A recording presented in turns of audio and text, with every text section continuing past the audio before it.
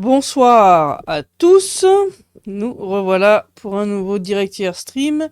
Est-ce que tout le monde peut me confirmer que le son et l'image sont bons sur Telegram et sur VK? Je vois que les premiers sont déjà dans les starting blocks. Bonsoir Alexandre, bonsoir Gérard, bonsoir Béatrice, bonsoir Dom, bonsoir Christina et Evelyne. Bon, ça a l'air d'être bon. D'accord. Alors, ravi de vous retrouver pour un nouveau direct hier stream. Nous revoilà, comme chaque vendredi soir.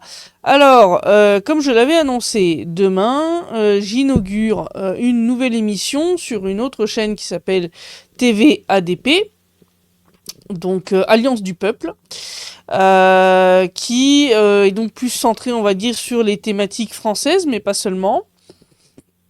Et donc, demain soir à 19h heure de Paris, sur la chaîne YouTube TV ADP, je serai en direct pour parler du fameux accord entre l'Union européenne et le Mercosur. Le Mercosur, donc c'est les pays d'Amérique latine qui essayent de nous fourguer leur bœuf aux hormones et autres joyeusetés remplies de pesticides non réglementaires au sein de l'Union européenne. Donc, si ce thème vous intéresse, eh bien, rejoignez-nous. Je posterai demain, bien sûr, un petit post sur la chaîne Telegram et sur la mienne, ainsi que sur d'autres réseaux sociaux, avec le lien vers leur chaîne YouTube et leur site d'où vous pouvez suivre le direct. Voilà, donc je vous donne un peu plus de détails comme promis.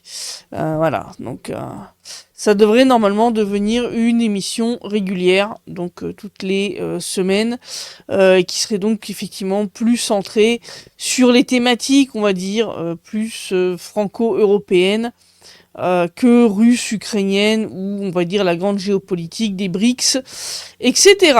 Alors, bonsoir JM, bonsoir Hervé, bonsoir Pierre, donc tout a l'air d'aller bien, alors on va pouvoir continuer. Alors, ce soir, on parle de quoi? On va parler du Groenland, ou plus exactement, des vues de Donald Trump sur le Groenland. Alors, certains peuvent se demander, mais qu'est-ce qui lui prend? Pourquoi est-ce que il s'intéresse à cette énorme île, pas très habitée, pas très joasse, hein, c'est quand même majoritairement couverte de glace, il y a une toute petite surface qui est habitable, peu d'habitants, un climat pas terrible, bon, c'est clair que c'est pas Miami. Donc qu'est-ce qui intéresse Donald Trump concernant le Groenland? Bon. Alors certains pourraient se dire, c'est des ressources minérales, etc. Il y en a effectivement quelques-unes. Mais c'est pas ça le plus important. Non, ce qui l'intéresse, c'est l'endroit où se trouve le Groenland. D'ailleurs là-dessus, si quelqu'un pouvait aller donner un petit cours de géographie aux gars de BFM USA, ça serait pas mal.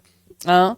Non, parce que ils ont voulu faire un truc pour montrer à quel point le Groenland c'est 4 fois la France, mais ils l'ont tellement agrandi qu'il fait 10 fois la France, et puis que ils bouffent tout l'océan Atlantique en fait. C'est-à-dire qu'il n'y a plus d'océan Atlantique. Voilà. C'est-à-dire que là, si vous suivez la carte de BFM, partant en clair depuis la Bretagne, vous devez pouvoir voir le Groenland. Ce qui n'est pas vraiment le cas.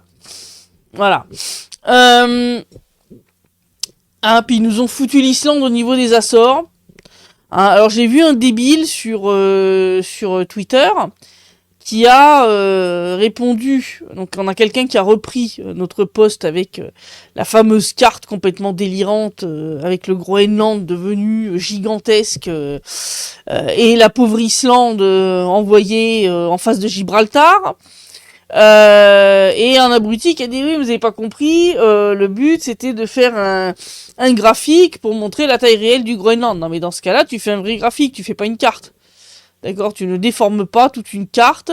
Tu prends les deux pays, tu les mets sur un graphique et tu les mets à taille réelle. Mais tu fais pas une carte comme ça où tu déformes le Groenland jusqu'à lui faire prendre toute la place de l'océan Atlantique et t'expédies l'Islande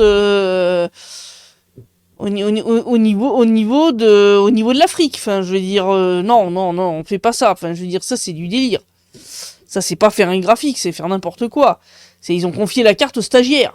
Bon. Le problème, c'est que ça devient un peu répétitif chez eux.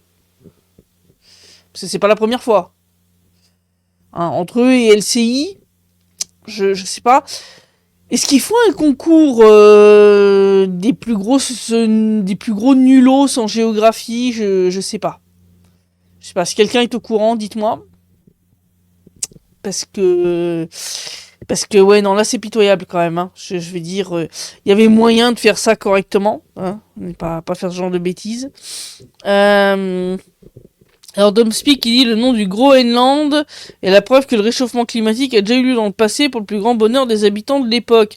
Ouais, alors le nom de Groenland, alors pour bien connaître la période des Vikings, certes, il y faisait plus chaud, mais c'était un peu de la publicité mensongère quand même, hein, parce que le but d'Éric le Rouge, quand il a donné ce nom au pays, c'était quand même d'attirer des gens.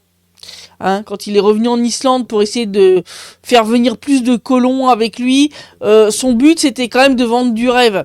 Bon, l'Islande, ça veut dire terre de glace. Bon, celle-là c'était pas trop marketing, mais par contre Éric le Rouge était un petit peu moins con, donc il s'est dit, on va appeler ça Groenland, voilà, la terre verte, ça va vendre du rêve, les gens vont venir. Bon, ça a bien marché effectivement. Bon, mais le problème c'est que bon après ça s'est pas très bien passé avec les locaux et le climat a réévolué dans un sens qui était pas très très bon pour les colons vikings et ça s'est pas bien terminé. Bonsoir Marie-Christine. Bonsoir Véro.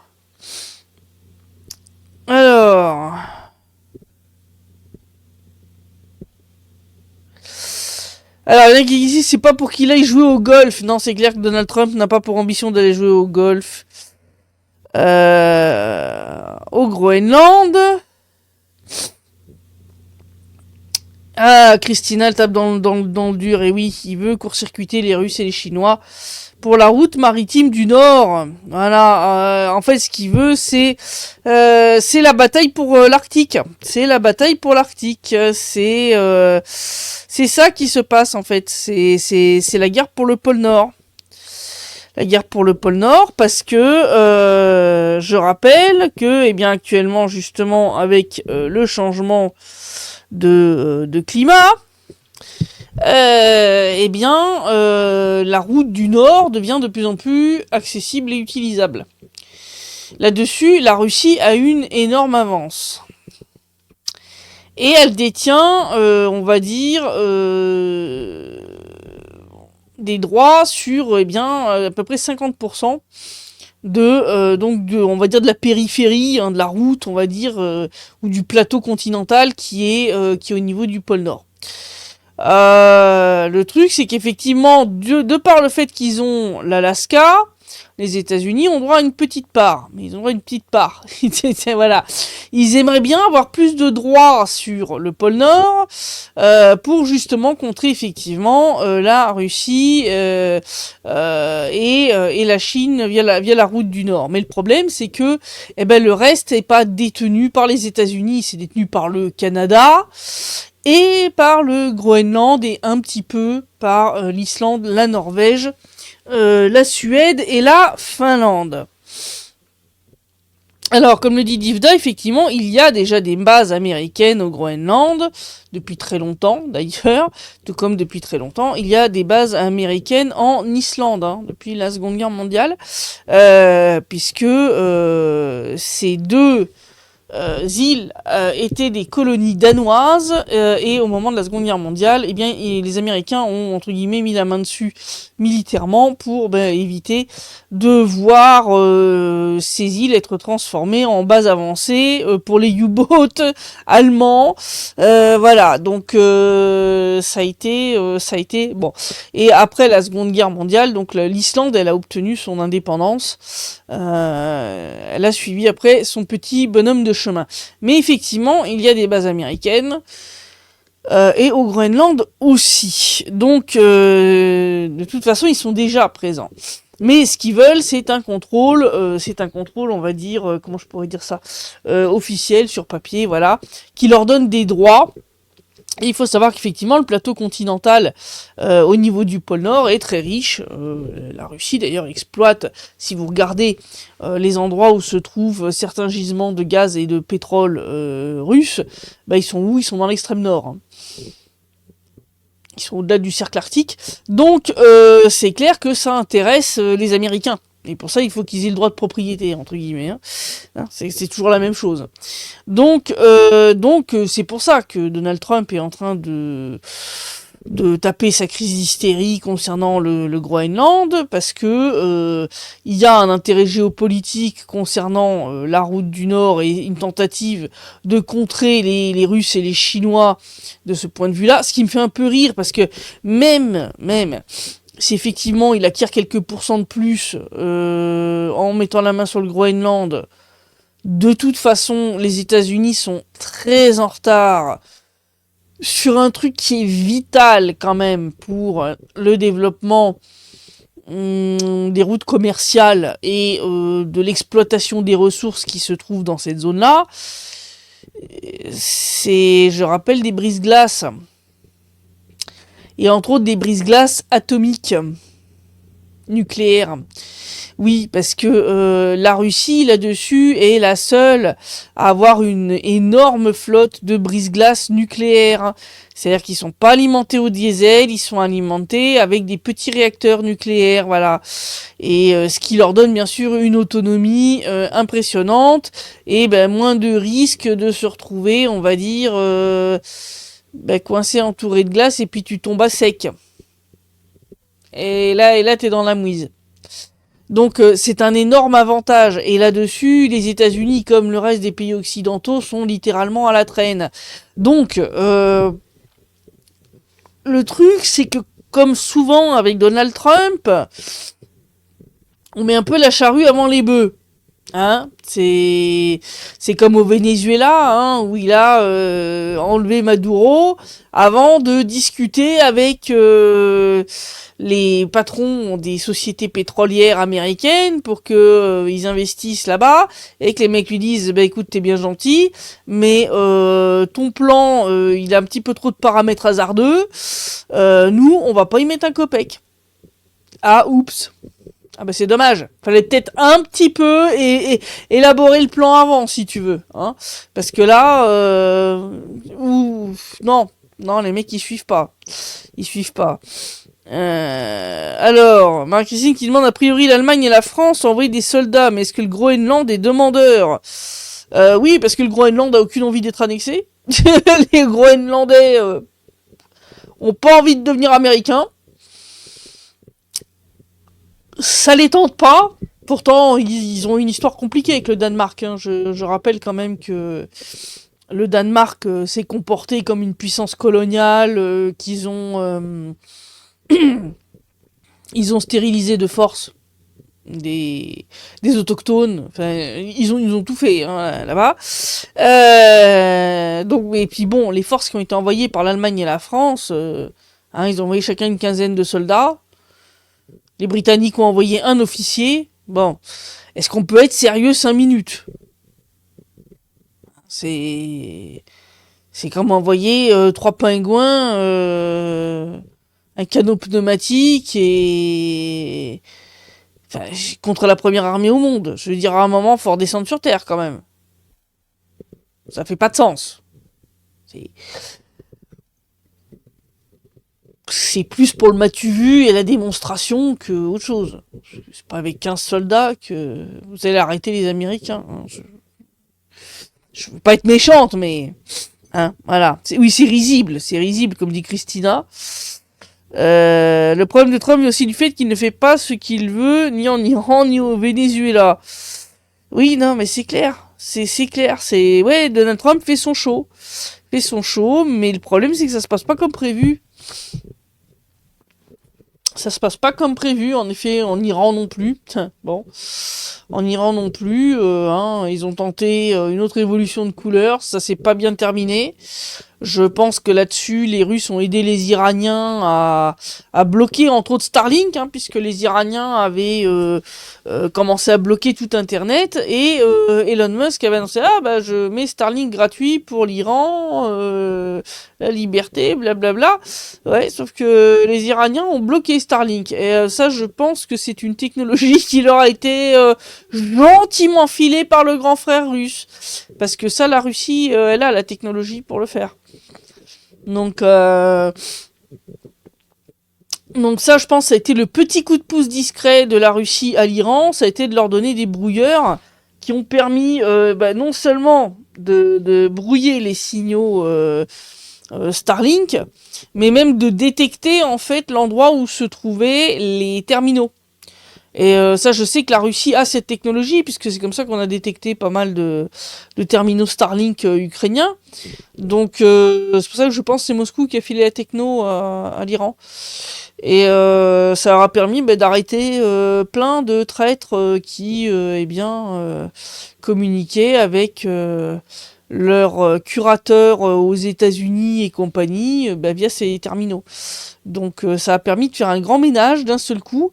Et les manifestations se sont calmées d'un coup. C'est bizarre. Hein, ouais.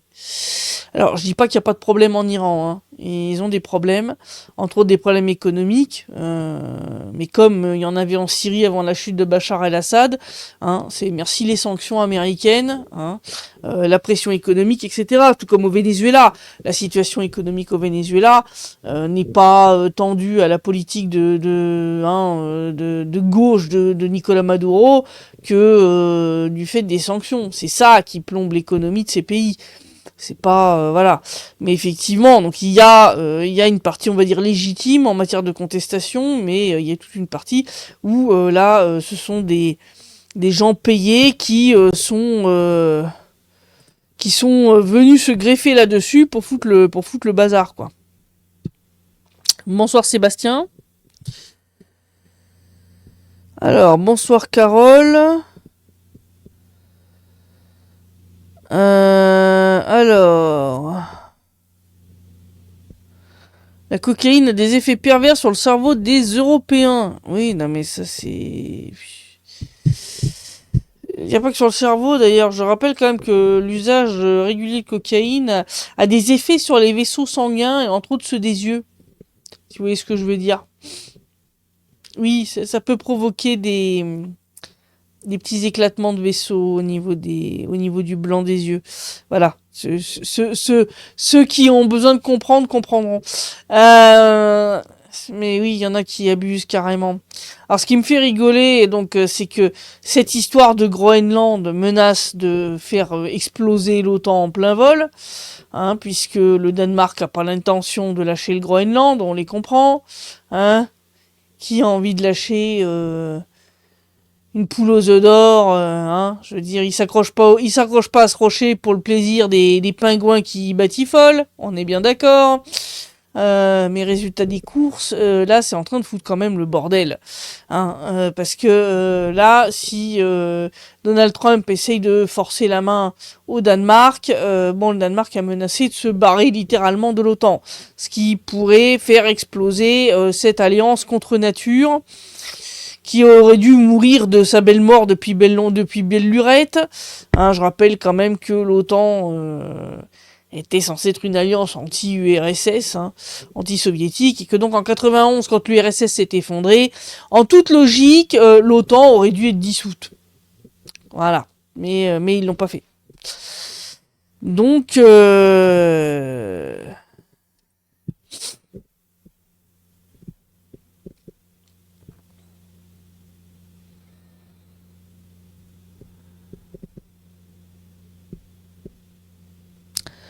Alors, on a quelqu'un qui nous parle de Groenland veut dire terre verte. Depuis, on fait le coup de la fonte des glaciers dans les Alpes. On y trouve des voies romaines. Oui, non, mais le climat a fluctué au cours de l'histoire. Ça, on le sait. On le sait. On a eu des périodes plus chaudes. On a eu l'optimum médiéval, qui a été suivi par contre d'une période où on a eu un mini-âge glaciaire qui n'a pas été sympa du tout. Mais ça, je sais tout ça. Je sais. Bien sûr que le changement climatique est utilisé pour vous taxer pour tout et n'importe quoi, ce qui n'a strictement aucun sens. Ça veut pas dire qu'il faut pas faire attention non plus, mais voilà. Le problème est effectivement l'instrumentalisation politique qui en est faite. Ça, c'est autre chose. Bonsoir, S400, qui vient d'arriver, sorti de sa réunion. Ah là là, S400. T'es au taquet hein, pour venir juste après le boulot. Le gouvernement, ils ont tous des têtes de camé. Ah oui, ça c'est... Ouais, ouais. Donc, résultat des courses, ça serait rigolo, remarquez, hein, si la tentative de Donald Trump de mettre la main sur le Groenland faisait exploser l'OTAN. Ça, je dois avouer, ça serait un truc pas mal. Ça serait un petit résultat sympa. Parce que cette organisation terroriste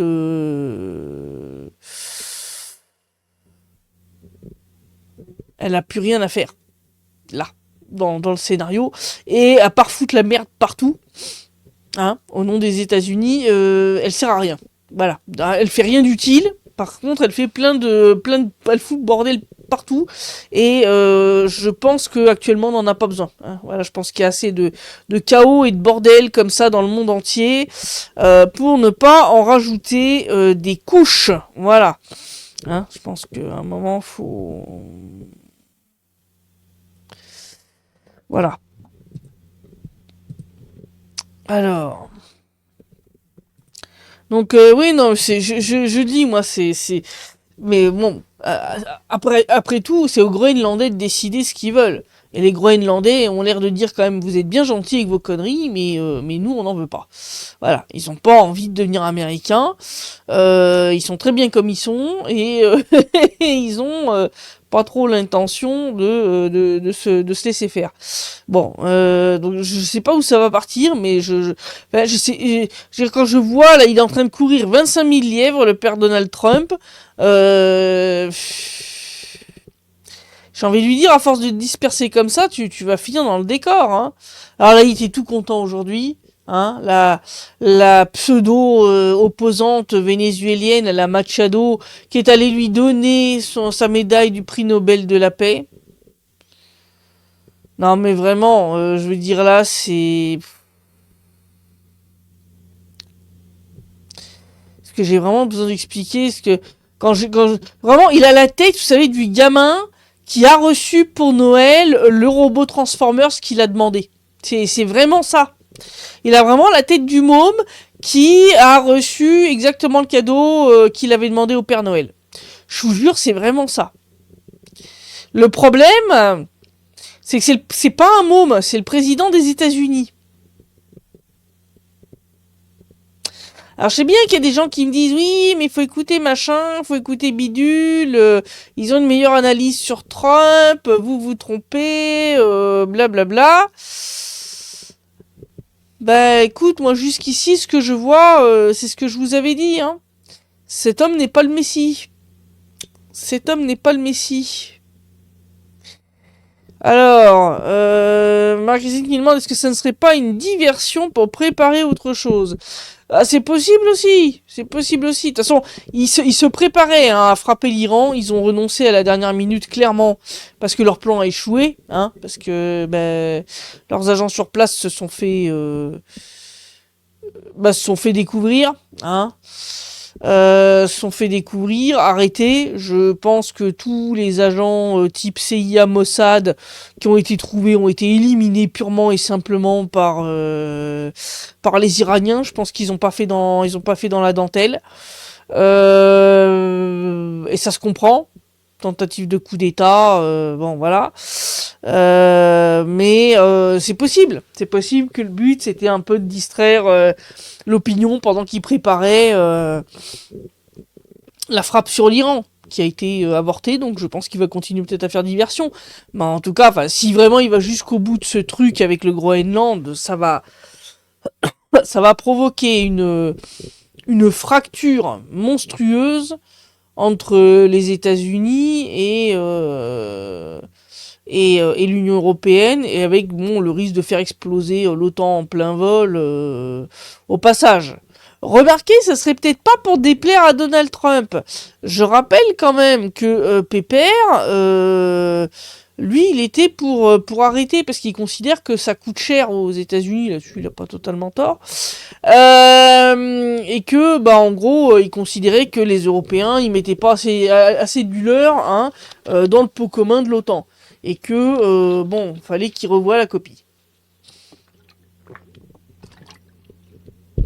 Donc on va voir. Est-ce que c'est une façon pour lui aussi de négocier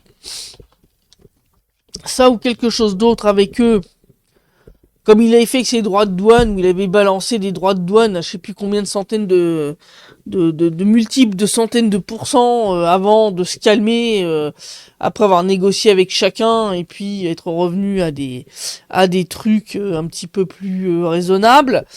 C'est ça le problème, c'est qu'en fait il a transformé la diplomatie en un espèce de cirque grandiloquent à coup de déclarations choc. C'est à la limite du troll en fait, et le problème, c'est que, comme je dis, c'est le président des États-Unis. Genre, en Russie, on a Dmitri Medvedev qui joue ce rôle, mais lui, il est plus président, si tu veux. Il a un rôle officiel, mais c'est pas le chef de l'État. C'est pas lui qui a la main sur le bouton rouge. C'est Vladimir Poutine. Et heureusement d'ailleurs. Mais Donald Trump, c'est lui qui a la main sur le bouton rouge américain. Moi, c'est ça qui me terrifie un peu. C'est sa façon de gérer les discussions, les négociations, etc. Non, c'est pas... Je pense que ça va pas bien se terminer, ce truc. Parce que ça marche peut-être avec les Européens qui sont prêts à faire de la plaventrisme, comme la Machado, là. Comme le dit d'ailleurs très bien Jean-Loup, qui dit que ce qu'elle fait, la nuit devant sa médaille, c'est vraiment, c'est un truc de larbin, ça. Mais je veux dire, cette méthode-là, ça marche peut-être, en tout cas jusqu'à un certain point, avec les laquais européens, parce que les mecs sont prêts à se foutre à quatre pattes devant Oncle Donald pour qu'il leur en mette pas trop sévèrement sur les fesses.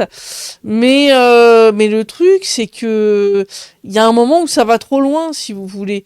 Et là, je pense justement que c'est allé trop loin, quoi. Là, je pense que le Danemark... Bon, je sais bien que les Vikings danois ont quelque peu perdu leur couille depuis quelques siècles, mais il faut se méfier, ça peut revenir. Il y a des vieux instincts qui peuvent revenir à un moment. Non, faut arrêter les bêtises, faut pas faire les choses comme ça. Voilà, c'est... Et le problème, c'est que, c'est vraiment un manque de respect total pour les Groenlandais, en mode, on en a rien à foutre de ce que vous en pensez ou vous en pensez pas. Je veux dire, le droit des peuples à disposer d'eux-mêmes, allô. Alors je sais bien que Donald Trump, ça soit complètement sur le droit international, il l'a dit lui-même, mais là, faut arrêter quand même. Puis surtout, comme l'a dit Tucker Carlson, ce comportement de Donald Trump coupe l'herbe sous le pied de toute personne qui après veut critiquer la façon de faire de la Russie. Ouais, parce que là, quand tu vois ce que l'autre y fait, excuse-moi, mais le prochain qui vient nous dire non, mais vous avez envahi un pays voisin, machin. Attends, les mecs, ils ont kidnappé le président. Ils ont kidnappé le président légitimement élu d'un autre pays souverain. Enfin, je veux dire, mais qu'est-ce que c'est que ce délire? Et ils prétendent maintenant mettre la main sur les ressources naturelles de ce pays comme si c'était les leurs. Allô? Et maintenant, ils veulent mettre la main sur un autre pays, sur le Groenland. Voilà, qui leur a rien fait. Qui est totalement démocratique, hein, donc tu peux même pas dire que c'est pour leur apporter la démocratie. Je veux dire, non, mais là, faut arrêter, quoi. C'est du grand délire. Alors...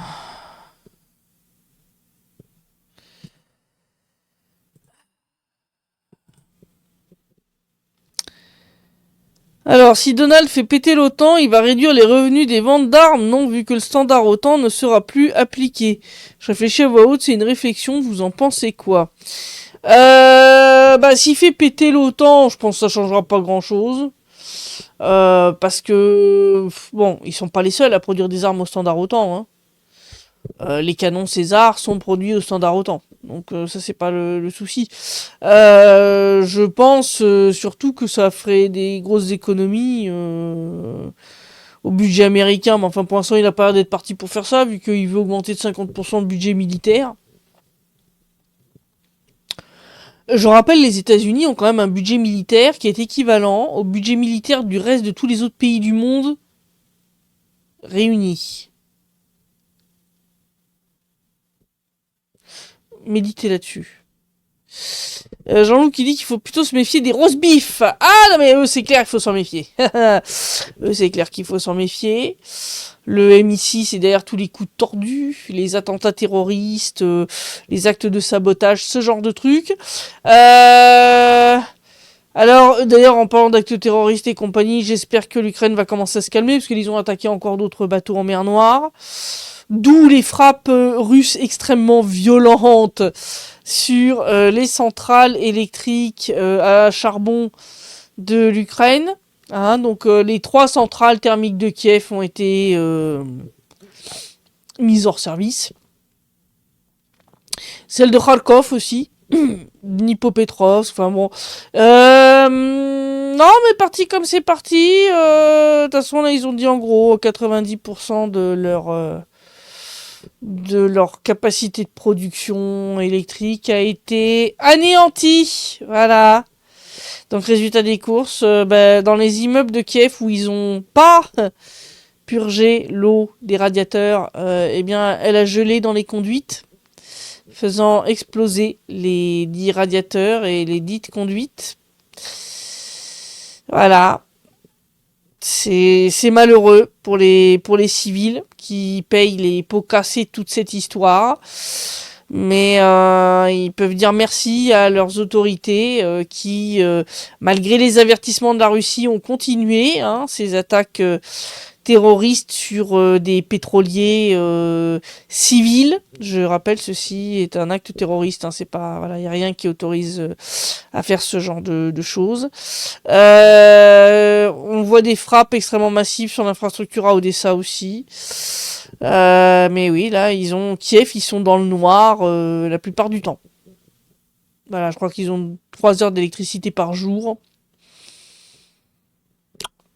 De façon tournante selon les quartiers, voilà. Mais là, les frappes, de toute façon, se multiplient pour les empêcher de réparer. En gros, c'est là, on est passé en mode un peu plus violent. Alors, pour ceux qui disent oui, mais ça change quoi sur le front? Je rappelle que l'électricité est nécessaire, entre autres, pour les trains. Trains qui amènent les hommes, les armes et les munitions sur le front. Électricité qui est nécessaire pour les usines d'armement. Électricité qui est nécessaire pour les usines de production de drones. Etc. Voilà. Donc voilà. Alors, Xi qui demande plan de paix signé en 2026, oui ou non, puisqu'on n'en entend plus parler. Ben, on n'entend plus parler parce que les Américains se rendent bien compte. D'ailleurs, Trump l'a dit que Zelensky pose problème, hein, que il gêne la signature d'un accord de paix. Donc non, mais ils continuent à discuter entre eux pour l'instant. Alors ce qui m'a fait bien rigoler, moi, c'est que les Européens, donc l'Union européenne, veut nommer son propre négociateur particulier, hein, parce que bon, donc Trump, il a ses envoyés spéciaux, là, il a Kushner et Witkoff, là, qu'il a envoyé en Russie. Donc là, ils se sont dit, mais nous aussi, il faut qu'on ait notre envoyé spécial pour les négociations. Et donc, le truc, c'est que les candidats, comment dire, on a le choix entre Kaja Kallas, on va dire la ministre des Affaires étrangères de l'Union européenne, qui est une russophobe patentée avec le QI d'une huître cuite à la vapeur pendant plus de 24 heures.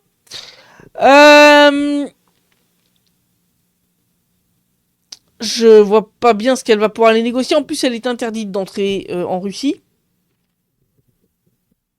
Donc déjà, ça part mal. L'autre candidat, c'est Stubb, le président finlandais. Voilà, celui qui a plongé son pays dans la merde en se lançant dans cette hystérie russophobe, etc. Et qui commence à se dire maintenant que, en fait, non, il faudrait vraiment qu'on rouvre les frontières avec la Russie parce que là, notre économie a bobo. C'est bien, fallait y réfléchir avant, non ? Non, tu t'es pas dit que fallait réfléchir avant d'agir. Donc, si vous voulez, entre l'autre qui a le QI d'une moule trop cuite, et puis lui qui a pas l'air non plus d'avoir inventé le fil à couper le beurre.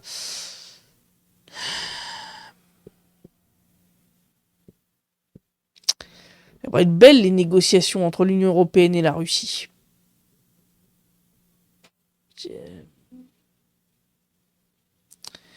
Si Poutine voit arriver l'un d'entre eux dans son bureau, mais je pense qu'il va se taper un fou rire. Avant même d'entrer. Voilà. Alors... Les Européens ne doivent plus savoir quoi faire, surtout on ne peut pas faire la guerre à un ennemi quand on a un allié encore pire. Oui, non mais... Hein, c'est ce que j'ai toujours dit, hein. Être l'ennemi des États-Unis c'est dangereux, mais être leur ami c'est fatal. Bonsoir Xavier. Les seuls Européens qui peuvent négocier sont la Hongrie et Fico, je suis d'accord. Peut-être même les Tchèques, parce que ça y est, ils ont tourné Kazakh, hein, les Tchèques, hein, suite aux dernières élections. Les mecs, ils ont dit, on arrête de fournir du fric, des armes et tout. Et les mecs, ils ont l'air d'être partis pour rejoindre la Hongrie et la Slovaquie, là, dans le camp des... Bon, ce serait peut-être bien d'arrêter les conneries, là, quand même. Donc, effectivement, je pense que Orban ou Fico seraient de bien meilleurs négociateurs au nom de l'Union européenne concernant le traité de paix sur le conflit russo-ukrainien que les deux autres tanches, là, qu'ils ont proposés. Parce que... Enfin... Même en ajoutant le QI de Kallas et celui de Stubb... Je pense qu'on dépasse pas le QI à un chiffre, hein, sincèrement.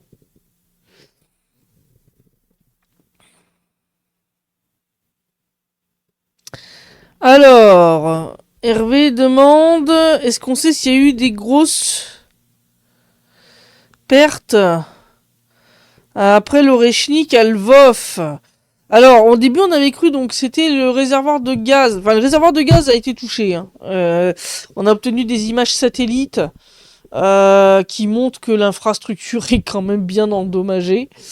Le fameux gros stockage de gaz de Stry est quand même en sale état. En tout cas, les infrastructures au sol, de ce qu'on peut constater. En gros, le machin est quasiment inutilisable. Euh,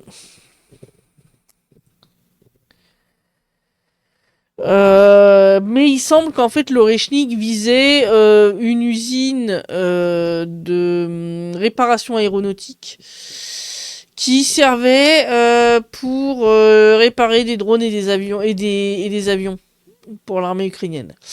Donc ça, on n'a pas d'image pour l'instant, mais enfin, de toute façon, vu la puissance de l'Orechnik, oui, ça a dû faire du gros dégât quand même. Il y a eu des victimes quand même là-bas, mais pas beaucoup de victimes civiles. Voilà. Bonsoir André. Hervé qui dit oui, les roast-beef, on les appelle pas la perfide Albion pour rien. Ouais, non, mais ça c'est clair. Frucat qui dit les civils doivent commencer à se rebeller contre leur gouvernement. Non. Pour l'instant, les gens commencent à se rebeller surtout contre le TCC, hein, les fameux centres de, enfin les recruteurs militaires. Là, j'ai vu qu'effectivement, dans un petit village, là, les femmes avaient sorti les fourches. Les mecs ont même pas osé rentrer dans le village. C'est-à-dire, la voiture, elle a fait demi-tour et elle est repartie par où elle était venue aussi vite qu'elle était arrivée. Voilà. Parce que les mecs, ils ont compris que là... Non, là, il y allait avoir un remake de... Ah, ça ira, ça ira, ça ira. Si vous voulez. Donc, non, mais de plus en plus d'attaques contre les gars du TCC. Ça commence à monter quand même, là. Là, ça commence à monter. Je pense que ça va continuer. André qui dit que je suis pas gentil avec les huîtres. Désolé. Pauvre Europe, Kajakala, c'est une dingue. La Finlande est à sec. Merde, sans vouloir se retourner vers la Russie. Oui, mais il est pas le seul. Mélanie aussi. Mélanie. Qui dit que faut rediscuter avec la Russie. Oui, d'accord, c'est bien, Madame la Palissade, mais Madame la Palisse, mais vous allez faire comment? Parce qu'en fait, vous êtes tellement discrédité toute l'Union européenne avec vos conneries que enfin, Poutine, il a même pas envie de perdre son temps avec vous, quoi. C'est ça le truc. Les Tchèques, oui, mais un peu tard quand même pour être des négociateurs. Je suis d'accord. Je suis d'accord. C'est pour ça que je pense plutôt Orban ou Fico. Orban ou Fico ferait des bons négociateurs pour l'Union européenne. Parce qu'ils ont une vision pragmatique. Voilà. Ils n'ont pas une vision idéologisée, fanatique de la situation et de la façon dont il faut entretenir des relations avec un pays voisin.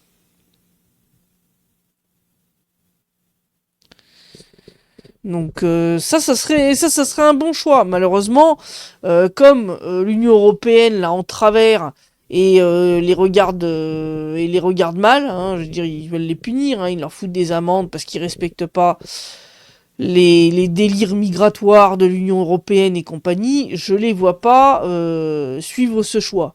Donc je pense qu'ils vont envoyer le stub. Voilà, le stub qui est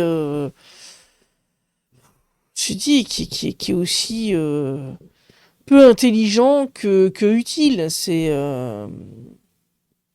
qu'est-ce que vous voulez qu'on fasse de ça? Et puis de toute façon, l'Union européenne qui veut s'insérer dans les négociations, j'ai envie de dire un peu, mais pourquoi? Pour montrer que vous existez, que vous avez un rôle quelconque. Mais à part payer l'addition et les pots cassés de tout ce bordel, vous n'avez toujours pas compris que vous ne servez à rien. Voilà. C'est pas avec vous que la Russie va négocier. Elle va négocier avec Washington. Parce que c'est Washington le patron de toute cette histoire. Alors, certes, comme on dit, avec les roast beef qui viennent foutre aussi un peu le bordel, hein. On se souviendra de Boris Johnson en 2022 qui a disrupté le processus de négociation. D'ailleurs, c'est de nouveau les Britanniques qui ont foutu en l'air ces velléités d'envoyer un négociateur spécial discuter avec la Russie. Hein.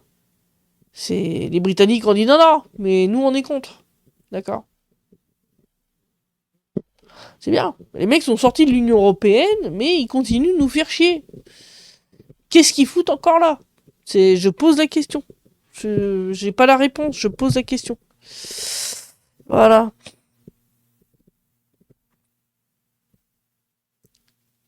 Bonsoir Constantin, bonsoir Daniel.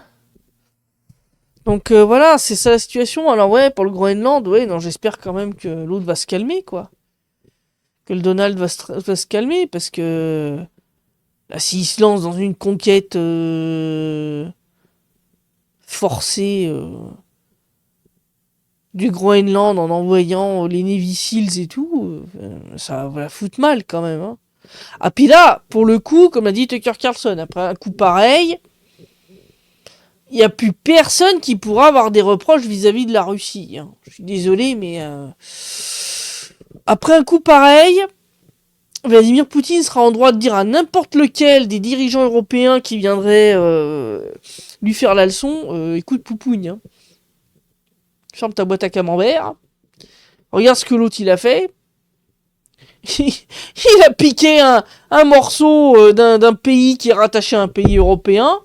De quoi tu viens me parler? Hein? Ouais. Non, mais c'est du délire. Enfin, je veux dire, à un moment, voilà.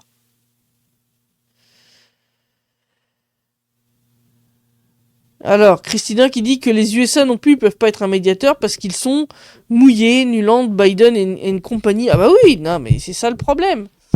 Le problème, c'est que de toute façon, de manière générale, les Occidentaux, que ce soit les Américains ou les Européens, se sont totalement discrédités dans cette affaire.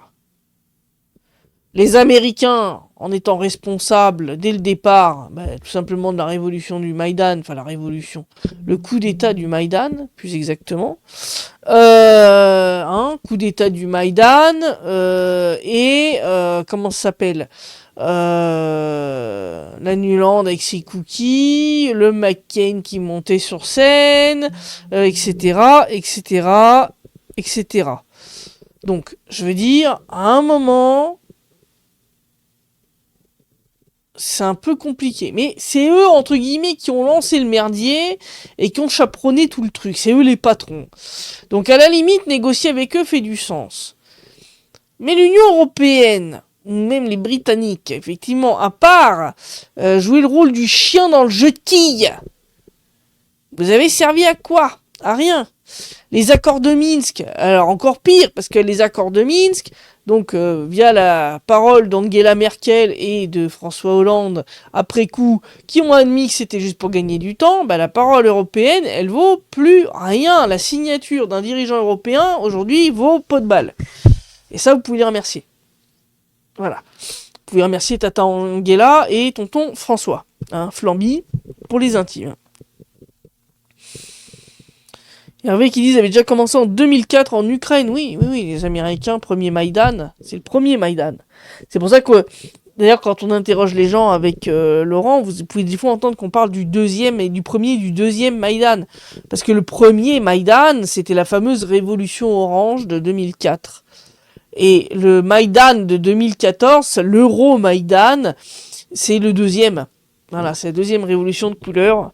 Sauf que cette fois, ils lui ont donné un autre petit nom. Oui, ils ont foutu la merde deux fois, mais c'est les États-Unis qui dirigent le business en Ukraine. D'ailleurs, ils sont en train de resserrer les taux autour de Zelensky, etc., via le NABU, le fameux NABU, parce que le NABU, c'est pas Zelensky qui le contrôle, c'est les Américains, le fameux bureau d'enquête anticorruption, et donc les poursuites là, contre Timoshenko et toute la bande qui sont en train de pleuvoir comme... c'est juste une tentative de faire pression sur Zelensky. Donc il y a eu l'enquête contre Mindic, après Yermak, donc Yermak a dégagé. Résultat, ça a permis de faire monter Boudanov. Et tout ça est orchestré, mais c'est les États-Unis qui orchestrent. Là-dessus, vous avez le MI6 qui joue sa petite partition à lui en essayant de tirer son épingle du jeu au milieu du bordel ambiant. Voilà.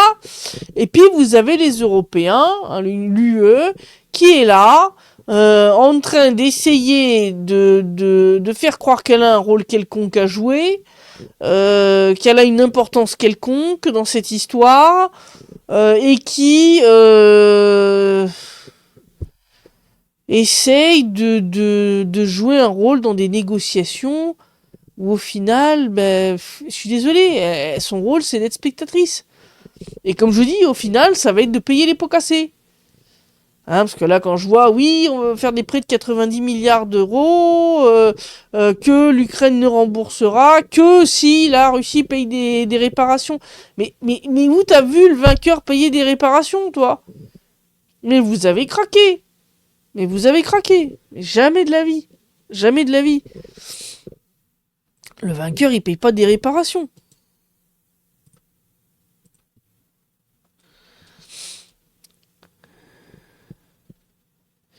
L'homme qui dit la signature américaine ne vaut rien non plus. Bah ouais, la preuve, hein. Je veux dire, là, Donald Trump qui t'explique gentiment que le droit international, il se le met là où je pense. Bon.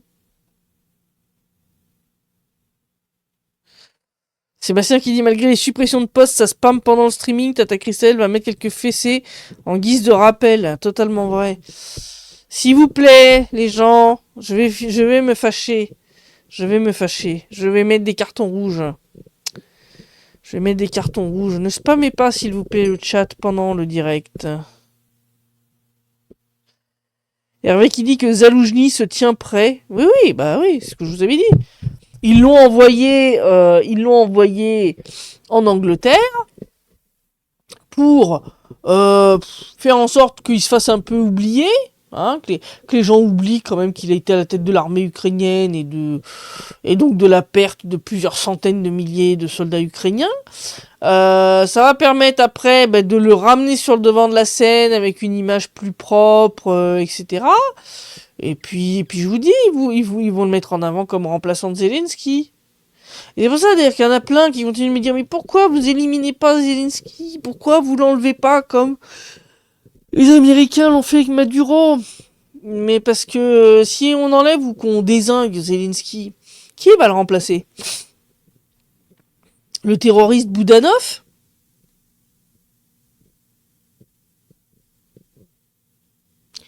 Zaloujny?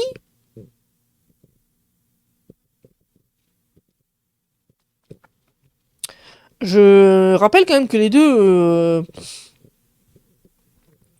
ont le soutien inconditionnel et adhèrent personnellement à l'idéologie bandériste. Je veux dire, les néo-nazis ukrainiens leur sont acquis, bien plus qu'à Zelensky. Et en plus, Boudanov est une saloperie. C'est un putain de terroriste, d'accord? Ce mec a organisé, en tant que chef du GUR, donc les services de renseignement militaire ukrainiens, bon nombre d'attentats qui ont fait bon nombre de victimes parmi les civils russes. Donc, non. Zaloujny, je rappelle, est quand même général. Il a quand même une expérience militaire. Et donc, c'est pas un bon plan.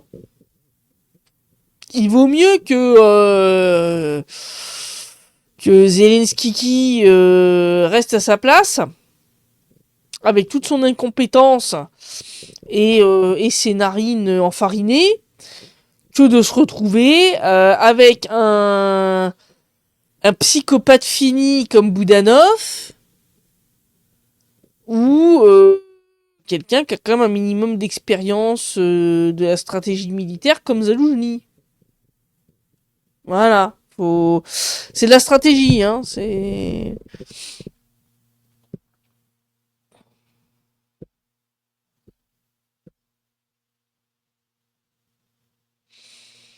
l'UE n'est pas une nation pour participer à des négociations, donc que faire d'un pseudo-diplomate? Bonne question aussi. Effectivement, l'Union européenne n'est pas une nation, ce n'est pas un pays. C'est même pas une fédération, pas encore. Non, parce que ça, ils vont vous le pousser. Hein. Ne vous leurrez pas. Ne vous leurrez pas. Ouais, non, non, mais franchement, là, je vois le chaos ambiant. On vient de commencer, ça fait 15 jours qu'on a commencé 2026. Et c'est déjà tellement le chaos dans le monde que, en grande partie grâce à Donald Trump, que ça fait peur, quoi, si tu veux. Je me dis, mais comment on va finir l'année, en fait?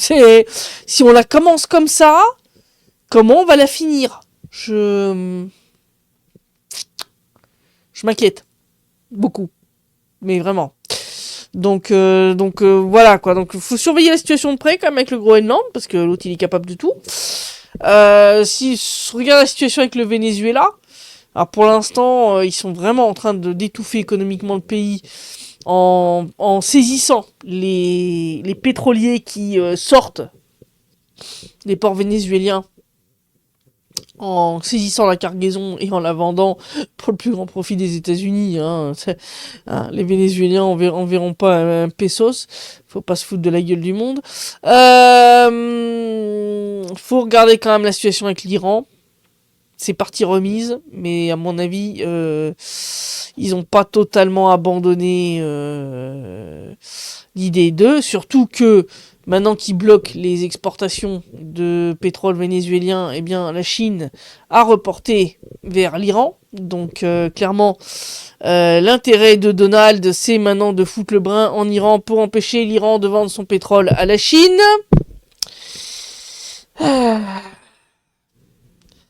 Quand je vois tout ce bordel, vraiment...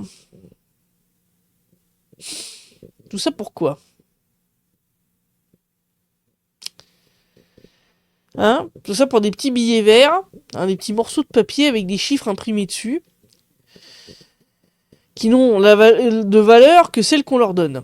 Je le rappelle quand même. Et pour des 0 et des 1 sur des disques durs dans des serveurs de banque. J'aimerais quand même qu'on remette un petit peu tout ça en perspective au regard de l'absurdité totale de la situation à laquelle on assiste dans le monde. À savoir qu'au lieu de travailler tous ensemble pour le développement et le bonheur et comment dire et l'accomplissement de l'humanité, on est en train de se taper sur la gueule pour les dernières ressources qui permettent le train de vie qu'on mène actuellement. C'est pas beau. C'est pas beau. Hein? Voilà. On va finir sur cette note philosophique sur le peu de sagesse de l'espèce soi-disant la plus intelligente de cette planète. Je dis bien soi-disant. Moi, quand je vois tout ça, je me pose des questions.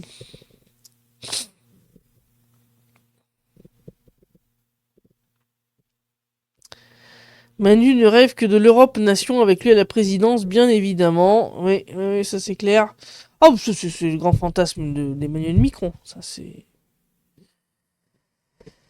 Et Dom qui dit, je suis tout à fait d'accord avec ton point de vue sur l'absurdité ambiante.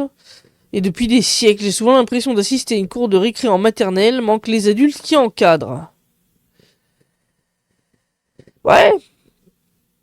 Ouais, moi aussi j'ai l'impression d'être dans une cour de maternelle. Je regarde ça, je me dis, mais où sont passées les institutrices? Et je me dis qu'il y a un paquet de fessés qui se sont perdus en cours de route. Voilà. Jean-Loup qui dit l'oncle Picsou commence à baliser à propos des BRICS. Ah oui, oui, parce que la dédollarisation est en cours, c'est ce que je vous avais dit de toute façon, concernant ce qui s'est passé avec le Venezuela. La dédollarisation est en cours et Donald Trump essaye de l'arrêter. Il a toujours pas compris, ce nigo, que tu l'arrêteras pas. Et plus il va essayer de l'arrêter, et plus ça va convaincre les autres pays dans le monde qu'il faut fuir le dollar. C'est la prophétie autoréalisatrice, enfin c'est magnifique. Je vous dis, c'est là qu'on voit que... je suis désolé, mais moi, les gens qui idolâtrent Trump, non. Si le mec était réellement intelligent, ben en fait, il aurait lancé une politique, on va dire, d'accompagnement de cet effondrement inévitable. C'est-à-dire que, au lieu d'essayer d'arrêter le train de la dédollarisation qui est lancé à pleine vitesse tel un TGV, en fait, il faut accompagner, voilà, faut suivre. Mais ça, et lui et les dirigeants européens en sont pas capables. Donc, il se fout de vent debout au milieu des rails. Bon, est-ce que j'ai besoin d'expliquer la façon dont ça va se terminer? Mal. Mal. Mais c'est inévitable. C'est ce que nous enseigne l'histoire. Tous les empires naissent, croissent et s'effondrent. Tous. Tous, tous, tous. Il n'y a pas d'exception. C'est comme ça. Ça sert à rien de... C'est bien, à la fin de l'Empire romain aussi, ils ont essayé de sauver l'Empire, ils ont essayé de... Mais ça servait à rien. C'est comme ça. Et c'est ça qui est le plus dingue, c'est que l'histoire bafouille. Voilà, l'histoire bégaye. Et l'espèce soi-disant la plus intelligente sur cette planète est pas foutue d'apprendre les leçons de sa propre histoire. Voilà. Je laisse ça comme ça. Je vous laisse méditer là-dessus. Je pense que ça vous fera l'occasion. Voilà. Voilà. Sébastien qui dit ah non, on va pas se quitter sur cette note amère. Comme la tarte aux myrtilles dans Camelot, c'est pas bon. Oui, c'est la connerie humaine qui bégaye, nous sommes des gosses. Mais ouais. Qu'est-ce que vous voulez que je vous dise? Je suis désolé pour le côté un peu amer de cette fin de direct, mais franchement, c'est l'humeur que ça me donne quand je vois tout ce merdier. On pourrait être en train de bosser tous ensemble pour offrir un avenir meilleur à l'humanité. Je sais pas, découvrir, conquérir le cosmos. Non! Non. On transforme notre petit caillou perdu au milieu de l'immensité de l'univers en champ de bataille permanent pour des poussières cosmiques. Ça me déprime. Bref. Je publierai demain en journée l'enregistrement de ce direct. Je publierai aussi la première vidéo de notre série Vivre en Russie concernant Kalouga. Je l'avais publiée, mais je me suis rendu compte qu'il y avait un petit truc. Donc on va la republier. C'est la première. Il y en aura d'autres. On va parler d'Obninsk. On va parler, j'espère, d'autres régions qui font partie de ces régions pilotes concernant l'accueil des impatriés, c'est-à-dire ces étrangers talentueux que la Russie veut attirer. Donc ça, c'est un thème sur lequel je pense qu'on va beaucoup revenir dans les mois qui viennent. Et donc, suivez de près sur notre chaîne Telegram et suivez mon compte sur VK, Twitter, etc. Je partagerai le lien vers la chaîne TV ADP. Mais sinon, pour ceux qui nous suivent sur YouTube, vous pouvez les suivre directement là-bas. Vous tapez TV espace ADP et vous trouverez leur chaîne. Vous pouvez vous y inscrire pour recevoir la notification du direct. Donc demain à 19h, heure de Paris, ça durera 1 heure et on va parler de l'accord UE-Mercosur. Voilà. Donc je vous souhaite une bonne soirée à tous. Je vous dis à dimanche pour le prochain rapport hebdomadaire de situation. Et d'ici là, portez-vous bien.